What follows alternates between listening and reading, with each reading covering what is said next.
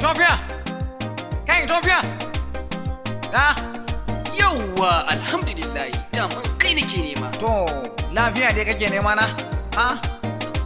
Daga gani na baka san cewa bani da lafiya ba? To kuma dan baka da lafiya rubutawa ake a goshi. Yanzu bana son cikan bayani da maganganu da bayi da kai baki. Kawai ina ne mutumin da kace min shagon sa da zan samu kaya cikin sauki kuma nagarta. Ka ce alfijir kake nema mana. Yawwa, shi din ke nema. To da ka kasa kunnen ka na basira, ka saurare ni, sai in gaya maka. To gaya mini. Kafin na samu nutsuwa, in shiga gida in ebo maka ruwa, sai in ci gaba da bayani. Yanzu ka gaya mini ba na so surutu da Allah. To kai me yasa kake da gaggawa ne ma kamar wani sabon ango? Ha?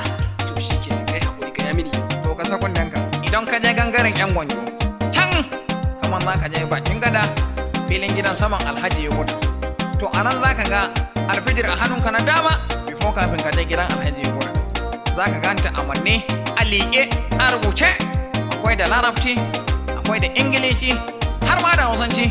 Za ka rubuta alfijir Islamic Chemist. Tabbas haka yake Alfijir Islamic Medicine Center sun shahara wajen kawo muku magunguna ingantattu don kasashen waje wadda suka hada da habbatus sauda, tafarnuwa, hulba, zamzam da kuma zaitun. Haka zalika ƙwararrun likitocinsu suna zaga kasashe daban-daban domin nema muku magungunan ulcer, malaria, sanyin kashi, hayakin aljanu, magungunan gyaran jikin mata da dai sauransu.